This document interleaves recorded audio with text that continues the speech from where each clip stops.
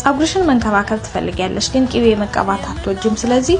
ቂቤን የሚተካ ነገር ልንገርሽ ያበታ ለጸጉር ከሚሰጡት ጥቅሞች ውስጥ ሞይስቸራይዝ ያደርግልናል የተጎዳ የተሰባበረ ጸጉር በሳት የተጎዳ ጸጉር ይጠግናል እኔው በተደጋጋሚ ሳት እየተሰራውት ስለሆነ ነው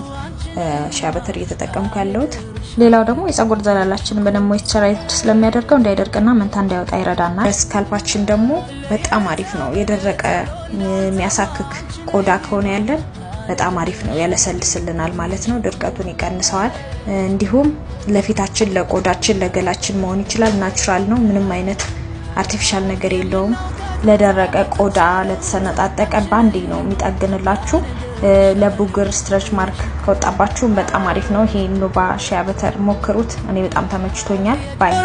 ዘማነ ያይኔና ቆቱ አንቺ ነይማ አኔ ደርሻለሁ ኮየሽኮ